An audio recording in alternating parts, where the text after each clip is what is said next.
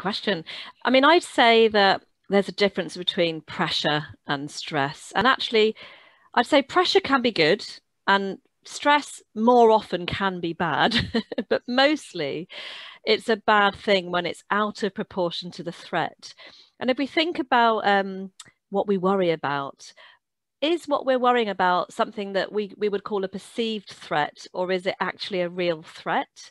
And that's the key difference, because our brain is constantly trying to process information. We're receiving information about all sorts of demands that are outside of us in the outside world, and our body's trying to work out, our brain's trying to work out, how much effort do I need to put into this? And sometimes there's a mismatch, and it tries to sort of match the amount of energy being released in the body to that external demand. So I think when our sort of internal physiological state feels quite well matched to whatever the external is, mostly we could think of that as a sort of a positive feeling, even when it involves stress. So, for example, I'm not a marathon runner, but I can imagine that you feel quite pumped up and ready for a big run at the start of the race. And that internal environment, then, if it's matched to the external world, then it's okay. But when it's not, that's when it's negative. So if you think about the times, I don't know about you, Anjanette, but if you've felt sort of really tired and really wired, or you can't get to sleep, Yep. or in an exam, you're so stressed you can't focus on the questions. So at those times, sometimes we experience the prediction, I can't cope with those demands, and it's not particularly helpful. So stress is really about that sort of alarm that goes off. It's sometimes we call it an aroused state. So if you're in the post office and there's a big queue and you're thinking to yourself, oh gosh, I'm going to be late.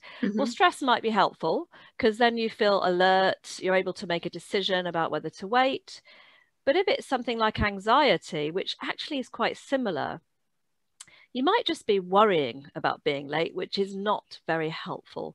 So to summarize your question, is it always bad? No, because it's really helpful when there's an immediate danger, but we can't fight certain triggers, such as, oh, how am I going to pay the energy bill, or worrying about something you can't control.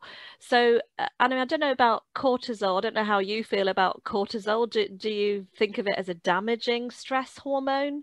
Some people do. I don't know. I think it's one of the natural hormones, isn't it? It's sort of highest in the morning and it's great for motivation, and it sort of goes down towards the end of the day. But I think it's beneficial, but I think it has an issue for lots of people with chronic stress that, if throughout during the day they're more stressed than they perhaps should be, the cortisol goes up, and that can also then impact their sleep later on. So I don't know if you found as well that if people suffer from insomnia, and it's the type of insomnia that they wake through the night and they can't get back to sleep, then that could be due to higher cortisol levels in the day. So from a nutrition point of view, we kind of look at the stimulants over indulgence, and stimulants, whether it be caffeine or sweets or stress during the day, and try and reduce that or manage it better, so that therefore has improved sleep later on through the night. I don't know if you find that as well when you do your well-being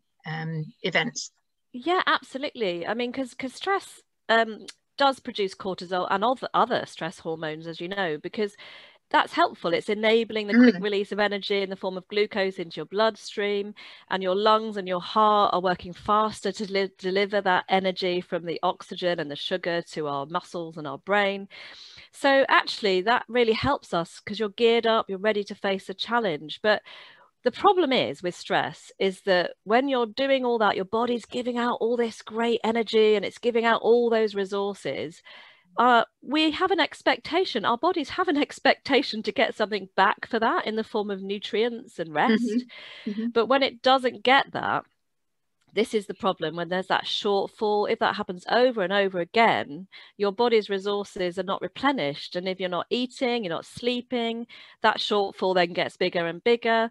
And that poor depleted body is struggling to defend itself. It becomes quite ill, and I quite like to visualize it as being in a car on the motorway and you're driving along in second gear trying to go 70 miles an hour.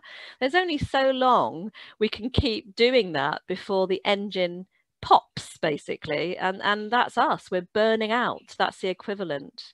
Yeah, and I like the analogy also that you used at the start in terms of pressure and stress. You know, they're very different things. It reminded me of an article I read a while ago, and it called it the Goldilocks approach to stress.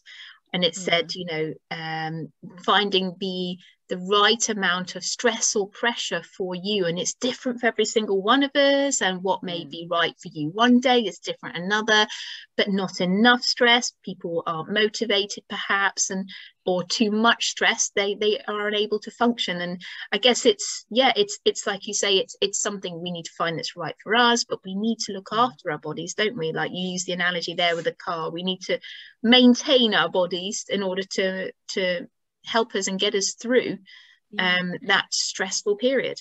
Yeah, and I love that pressure thing, because actually when we think about performance, if we're an athlete, which I've never been, but I'm sure some people have been in that position where they are trying to perform at their best, whether it's in a concert or in doing a run. So pressure, you want to have just the right amount so that you're feeling stretched. And that you don't want to be in your comfort zone because that's a bit boring, but equally you don't want to be moving into what we call the strain zone, because the strain zone is when you're heading towards burnout and your brain is telling you, if I just keep going, it will all be fine, I'm performing quite well.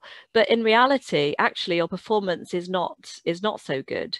So we really need to sort of tune in to ourselves.